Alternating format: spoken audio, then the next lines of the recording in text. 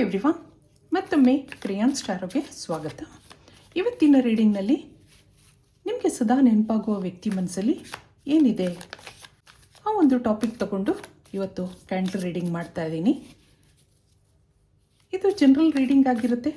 ನಿಮ್ಮ ಲೈಫಲ್ಲಿ ಹೆಚ್ಚಿನ ಕ್ಲಾರಿಟಿ ಬೇಕಿದ್ರೆ ನೀವು ಪರ್ಸ್ನಲ್ ರೀಡಿಂಗ್ ತಗೋಬಹುದು. ಹಾಗೆ ನನ್ನ ಹಳೆಯ ವಿಡಿಯೋಗಳನ್ನ ಸಹ ನೋಡಬಹುದು. ಇದು ಟೈಮ್ಲೆಸ್ ಆಗಿರುತ್ತೆ, ನೀವು ಯಾವಾಗ ನೋಡಿದ್ರೂ ಅನ್ವಯಿಸುತ್ತೆ. ಯಾರ್ಯಾರು ನನಗೆ ಸಬ್ಸ್ಕ್ರೈಬ್ ಮಾಡ್ತಾ ಇದ್ದೀರಾ, ಕಮೆಂಟ್ಸ್ ಮಾಡ್ತಾ ಇದ್ದೀರಾ, lot of thanks to you. ಈಗ ಕ್ಯಾಂಡಲ್ ವ್ಯಾಕ್ಸ್ ರೀಡಿಂಗ್ ಮಾಡೋಕ್ಕೆ ಮುಂಚೆ ಸ್ವಲ್ಪ ಕಾರ್ಡ್ಸ್ ನೋಡೋಣ. ಕಾರ್ಡ್ ನಂಬರ್ 1, 2 ಮತ್ತು 3. ನಿಮಗೆ ಸದಾ ನೆನಪಾಗುವ ವ್ಯಕ್ತಿ. ನಿಮ್ಮ ಮನಸ್ಸು ಯಾವಾಗಲೂ ಅವ್ರ ಹಿಂದೆ ಓಡ್ತಾ ಇದೆ. ಅವ್ರನ್ನ ಚೇಸ್ ಮಾಡ್ತಾ ಇದ್ದೀರಾ ನೀವು, ಆದರೆ ಅವರು ದೂರ ಓಡ್ತಾ ಇದ್ದಾರೆ ನಿಮ್ಮಿಂದ.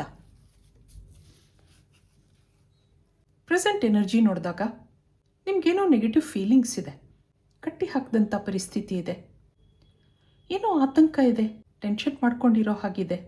ತುಂಬ ದಿನದ ಫ್ರೆಂಡ್ಶಿಪ್ ಇದೆ, ಆದ್ರೂ ಈ ಕನೆಕ್ಷನ್ ಯಾಕೋ ಅಲ್ಲಾಡ್ತಾ ಇದೆ ಅನಿಸ್ತಾ ಇದೆ. ಇಬ್ಬರಲ್ಲೂ ತುಂಬ ಡಿಫ್ರೆನ್ಸಸ್ ಇದೆ. ಆ ವ್ಯಕ್ತಿಗೋಸ್ಕರ ನೀವು ಮೆಡಿಟೇಷನ್ ಮಾಡ್ಕೊಳ್ಳೋದಿದೆ, ಮ್ಯಾನಿಫೆಸ್ಟ್ ಮಾಡ್ಕೊಳ್ಳೋದಿದೆ. ಅವರನ್ನು ರೀಪ್ಲೇಸ್ ಮಾಡೋಕ್ಕೆ ನಿಮ್ಗೆ ಇಷ್ಟ ಇಲ್ಲ. ನಿಮ್ಮ ಲೈಫಲ್ಲಿ ನೀವು ಆಲ್ರೆಡಿ ಚೆನ್ನಾಗಿ ಸೆಟ್ಲ್ ಆಗಿದ್ದೀರಾ. ಯಾರೋ ವ್ಯಕ್ತಿಗೋಸ್ಕರ ತಲೆ ಕೆಡಿಸ್ಕೊಂಡಿರೋ ಹಾಗಿದೆ. ಕೂತಲ್ಲಿ ನಿಂತಲ್ಲಿ ಅವ್ರ ನೆನಪುಗಳು ಬರ್ತಾ ಇರತ್ತೆ. ಅವ್ರು ಒಂದಿನ ನಿಮಗೆ ಕಾಲ್ ಮಾಡಿದಿದ್ರೆ, ಮೆಸೇಜ್ ಮಾಡ್ತಿದ್ರೆ ನಿಮಗೆ ಆತಂಕ ಇದೆ. ಪದೇ ಪದೇ ಅವ್ರಿಗೆ ಕಾಲ್ ಮಾಡ್ತೀರಾ, ಇಂಪಲ್ಸಿವ್ ಆಗಿದ್ದೀರಾ ಅನ್ನೋದಿದೆ. ಅವರ ಎನರ್ಜಿ ನೋಡಿದಾಗ ನಿಮ್ಮ ಮೇಲೆ ಇಷ್ಟ ಇದ್ರೂ ಏನೋ ಕನ್ಫ್ಯೂಷನ್ಸ್ ಇದೆ. ಈ ವ್ಯಕ್ತಿ ಒಂಥರ ಕಿರಿಕಿರಿ ಸ್ವಭಾವದವರು ಅಂತ ಅನ್ನಿಸ್ತಾ ಇದೆ. ಜೀವನ ಎಷ್ಟೇ ಚೆನ್ನಾಗಿದ್ರೂ ನನಗೇನೋ ಇಲ್ಲ ಅನ್ನೋವಂಥ ಭಾವನೆ. ಆಗಾಗ ಉದಾಸ ಮನಸ್ಸು, ಎಲ್ಲ ಕಡೆ ಸಂತೋಷ ಹುಡುಕ್ತಾರೆ. ಏನಿದ್ರೂ ಅಂಥ ನೆಮ್ಮದಿಯಾಗಿರುವಂಥ ವ್ಯಕ್ತಿ ಅಲ್ಲ ಅಂತ ಅನ್ನಿಸ್ತಾ ಇದೆ. ಕೆಲವ್ರ ಸ್ವಭಾವನೆ ಹಾಗೆ. ಜೀವನದಲ್ಲಿ ಎಲ್ಲ ಇದ್ರೂ ನನಗೇನೋ ಇಲ್ಲ ಅನ್ನೋ ಕೊರತೆ ಅವ್ರಿಗೆ ಯಾವಾಗಲೂ ಕಾಣ್ತಾ ಇರುತ್ತೆ. ಎಲ್ಲ ಇದೆ ಅನ್ನೋಕ್ಕಿಂತ ನನಗೇನೋ ಒಂದು ಸಣ್ಣದು ಇಲ್ಲ ಅನ್ನೋದ್ರದ ಬಗ್ಗೆನೇ ಯೋಚನೆ. ಇದರಿಂದ ಒಂದೇ ಒಂದು ಕಾರ್ಡ್ ನೋಡೋಣ. ಈ ಟೈಮಲ್ಲಿ ಅವ್ರ ಮನಸ್ಸಲ್ಲಿ ಏನಿದೆ? ಒಂದು ಕಾರ್ಡ್ ಬಿದ್ದಿದೆ. ಏನಿದೆ? ಕನ್ಫ್ಯೂಷನ್. ನೋಡಿದ್ರಾ? I feel unclear about where we stand. Chemistry. I have never felt a passion this intense. ನಿಮ್ಮ ಮೇಲೆ ಪ್ರೀತಿ ಇದೆ, ನಿಮ್ಮನ್ನು ಬಿಟ್ಕೊಡೋಕೆ ಇಷ್ಟ ಇಲ್ಲ, ಆದರೆ ಏನೋ ಕನ್ಫ್ಯೂಷನ್ಸ್ ಇದೆ, ಏನೋ ಕೊರಗಿದೆ, ಯಾಕೋ ಏನೋ ಸರಿಯಾಗಿಲ್ಲ ಅಂತ ಅನಿಸುತ್ತೆ. ಅವ್ರ ಸ್ವಭಾವ ಏನು ಅಂತ ನಾನು ಆಗಲೇ ಹೇಳಿದೆ. ಇವೆಲ್ಲದರಿಂದ ನಿಮಗೆ ಆತಂಕ ಇದೆ. ಒಂದೊಂದು ಸರಿ ನಿಮ್ಮನ್ನು ತುಂಬ ಇಷ್ಟಪಡ್ತಾರೆ, ತುಂಬ ಕೇರ್ ಮಾಡ್ತಾರೆ, ಆದರೆ ಆಗಾಗ ರೇಗೋದಿದೆ, ಸಿಟ್ಟು ಮಾಡ್ಕೊಳ್ಳೋದಿದೆ. ಎಷ್ಟೋ ದಿವಸ ನಿಮ್ಮಿಂದ ದೂರ ಇರ್ತಾರೆ.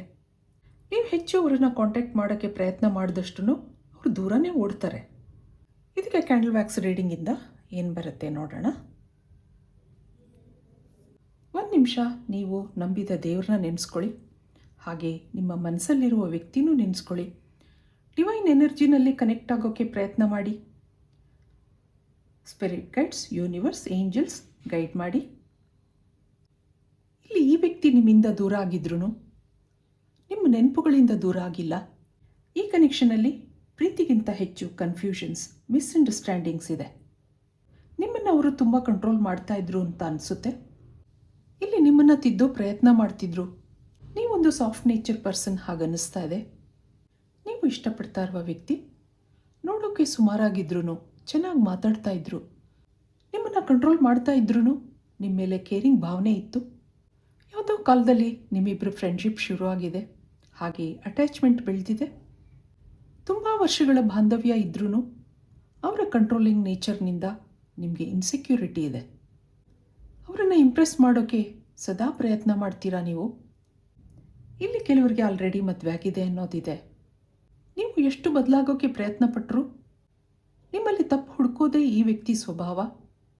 ಒಂಥರ ಕಿರಿಕಿರಿ ಅನಿಸುತ್ತೆ ನಿಮಗೆ. ನಾನು ಇರೋದೇ ಹೀಗೆ ಅಂತ ಕೂಗಿ ಹೇಳಬೇಕು ಅನ್ಕೋತೀರಾ, ಆದರೆ ಈ ವ್ಯಕ್ತಿನ ಕಳ್ಕೊಳ್ಳೋ ಇಷ್ಟ ಇಲ್ಲ. ಅವ್ರು ಹೇಳಿದ್ದಕ್ಕೆಲ್ಲ ನೀವು ತಲೆ ಆಡಿಸ್ತೀರಾ ಅನಿಸುತ್ತೆ. ಈಗೀಗ ಯಾಕೋ ನಿಮಗೆ ಸ್ಟ್ರೆಸ್ ಆಗ್ತಾ ಇದೆ. ಮೊದಲೇ ಚೆನ್ನಾಗಿದ್ದೆ, ಈಗ ಈ ವ್ಯಕ್ತಿಗೆ ಅಡಿಕ್ಟ್ ಆಗಿದ್ದೀನಿ. ಪ್ರೀತಿಗಿಂತ ಇಲ್ಲಿ ಹೆದರಿಕೆನೇ ಜಾಸ್ತಿ ಕಾಣಿಸ್ತಾ ಇದೆ. ಯಾವುದೋ ಇಕ್ಕಟ್ಟಲ್ಲಿ ಸಿಕ್ಕಾಕೊಂಡಿದ್ದೀನಿ ಅನ್ನೋ ಅನುಭವ ಆಗ್ತಾ ಇದೆ. ಹಾಗೆ ಈ ಸಂಬಂಧದಲ್ಲಿ ಟೆನ್ಷನ್ ಇದೆ, ಅಪ್ಸ್ ಆ್ಯಂಡ್ ಡೌನ್ಸ್ ಇದೆ. ಮುಂದೇನೂ ಇದು ಸ್ವಲ್ಪ ದಿನ ಕಂಟಿನ್ಯೂ ಆಗುತ್ತೆ ಅಂತ ಅನ್ನಿಸ್ತಾ ಇದೆ. ಅವರ ಎನರ್ಜಿ ನೋಡಿದಾಗ ಅವ್ರಿಗೆ ನೀವು ಇಷ್ಟ ಆಗಿದ್ದೀರಾ. ಅದು ಯಾಕೆ ಅಂತ ನೋಡಿದಾಗ ನೀವು ಅವರನ್ನು ಇಷ್ಟಪಡೋದು, ಅವ್ರು ನಿಮ್ಮಿಂದ ದೂರ ಆದರೆ ನೀವು ಇಂಪಲ್ಸಿವ್ ಆಗಿ ಅವ್ರನ್ನ ಚೇಸ್ ಮಾಡೋದು, ಪದೇ ಪದೇ ಮೆಸೇಜ್ ಮಾಡೋದು, ಕಾಲ್ ಮಾಡೋದು, ನೀನು ಇಲ್ದಿದ್ರೆ ನನಗೆ ಜೀವನನೇ ಇಲ್ಲ ಅನ್ನೋ ನಿಮ್ಮ ಸ್ವಭಾವ, ನಿಮ್ಮ ನಡೆನುಡಿಗಳು ಅವ್ರಿಗೆ ತುಂಬ ಇಷ್ಟ ಆಗುತ್ತೆ. ಆಗಾಗ ನಿಮ್ಮ ಡ್ರೆಸ್ ಸೆನ್ಸ್, ನಿಮ್ಮ ಟಾಕಿಂಗ್ ಸ್ಟೈಲ್, ಅದ್ರ ಬಗ್ಗೆ ಕಾಮೆಂಟ್ಸ್ ಮಾಡೋದಿದೆ. ಅದನ್ನೆಲ್ಲ ಚೇಂಜ್ ಮಾಡೋ ಪ್ರಯತ್ನನೂ ಮಾಡ್ತಾರೆ. ಇದೆಲ್ಲ ನಿಮಗೆ ಕಷ್ಟ ಅನಿಸುತ್ತೆ. ನೀವು ಬದಲಾಗೋಕ್ಕೆ ಪ್ರಯತ್ನ ಮಾಡ್ತೀರಾ, ಇಲ್ಲ ಅಂತಲ್ಲ. ಏನು ಮಾಡಿದ್ರೂ ತಪ್ಪು, ಇನ್ನೂ ಇಂಪ್ರೂವ್ಮೆಂಟ್ಸ್ ಬೇಕು ಅಂತ ಹೇಳಿದಾಗ ಮನಸ್ಸು ಗಾಳಿ ಬಿಟ್ಟ ಬಲೂನ್ನಂತೆ ಕರಗೋಗುತ್ತೆ. ಇದೆಲ್ಲ ನಿಮ್ಮ ಮೇಲಿನ ಪ್ರೀತಿಯಿಂದನೇ ಅವ್ರು ಹೇಳೋದು ಅನ್ನೋದು ನಿಮಗೂ ಗೊತ್ತಿದೆ. ಆಗಾಗ ಕೋಪ ಮುನಿಸುಗಳು ಇದೆ. ಹೀಗೆ ಇಬ್ಬರು ಬಹುದೂರ ಬಂದಿದ್ದೀರಾ. ಅವ್ರಿಗೆ ನಿಮ್ಮ ಮೇಲೆ ಒಂದೊಂದು ಸಾರಿ ಅತಿಯಾದ ಪ್ರೀತಿ ಇದ್ದರೆ ಒಮ್ಮೊಮ್ಮೆ ಸಿಟ್ಟಿರುತ್ತೆ. At the end of the day ಇಬ್ಬರು ಕಾಂಪ್ರಮೈಸ್ ಆಗ್ತೀರಾ ಅನ್ನೋದಿದೆ. ಅದು ಹೆಚ್ಚು ನಿಮ್ಮ ಕಡೆಯಿಂದಾನೆ. ಸೋಲ್ಬೇಕು, ಆದರೆ ಪ್ರತಿ ಸರಿ ನೀವೇ ಸೋಲ್ಬೇಕು ಅಂದಾಗ ಈಗೀಗ ನೀವು ಯೋಚನೆ ಮಾಡ್ತಾ ಇದ್ದೀರಾ. ಮೊದಲಿನ ಪ್ರೀತಿ, ಕೇರಿಂಗ್ ಭಾವನೆ ಕಡಿಮೆ ಆಗಿದೆ ಅಂತ ನಿಮ್ಗನ್ನಿಸ್ತಾ ಇದೆ. ಟೆನ್ಷನ್ ಇದೆ ನಿಮಗೆ. ಅವ್ರಿಗೇನಾದರೂ ಇಮೋಷ್ನಲ್ ಅಥವಾ ಫೈನಾನ್ಷಿಯಲ್ ತೊಂದರೆ ಇದೆಯಾ, ಹಾಗೆ ನೀವು ಯೋಚನೆ ಮಾಡೋದಿದೆ. ಇಲ್ಲಿ ಅಡ್ವೈಸ್ ಏನಿದೆ ಕೇಳೋಣ. ಕೆಲವು ಸರಿ ನಾವು ಪ್ರೀತಿಸಿದ ವ್ಯಕ್ತಿಗಳನ್ನ ಅವ್ರು ಹೇಗಿರ್ತಾರೋ ಹಾಗೆ ಅಕ್ಸೆಪ್ಟ್ ಮಾಡ್ಕೋಬೇಕಾಗತ್ತೆ. ನೋ ಒನ್ ಈಸ್ ಪರ್ಫೆಕ್ಟ್ ಅಲ್ವಾ? ತಿದ್ದೋ ಪ್ರಯತ್ನ ಸರಿನೇ, ಆದರೆ ಅದಕ್ಕೂ ಲಿಮಿಟ್ ಇರಬೇಕು. ನಿಜವಾದ ಪ್ರೀತಿ ಎಲ್ಲನೂ ಗೆಲ್ಲುತ್ತೆ. ಇದು ಮುಂದೆ ಏನಾಗುತ್ತೆ?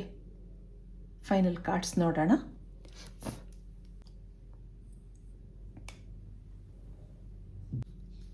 ಮುಂದೆ ಅವ್ರ ಮನಸ್ಸು ಚೇಂಜ್ ಆಗಬಹುದಾ? ನಿಮ್ಮ ಟೆನ್ಷನ್ ಕಡಿಮೆ ಆಗುತ್ತಾ? ಇದಕ್ಕೆ ಏಂಜಲ್ಸಿಂದ ಏನು ಬರುತ್ತೆ ನೋಡೋಣ. ಇನ್ ದಿ ನಿಯರ್ ಫ್ಯೂಚರ್ ಮತ್ತೊಂದು ಲೆಟ್ ಗೋ, ಹಾಗೆ ಫರ್ಗಿವ್ನೆಸ್, ಮತ್ತೊಂದು it is up to you ಬಾಟಮ್ನಲ್ಲಿ. ಆದಷ್ಟು ನೀವು ನಿಮ್ಮನ್ನು ಸಮಾಧಾನ ಮಾಡ್ಕೋಬೇಕಾಗುತ್ತೆ.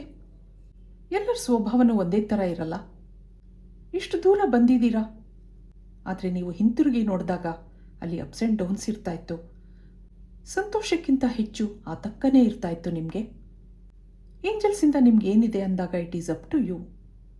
ನಾವು ಯಾರನ್ನೂ ಚೇಂಜ್ ಮಾಡೋಕ್ಕಾಗಲ್ಲ, ಯಾರನ್ನೂ ತಿದ್ದಕ್ಕಾಗಲ್ಲ.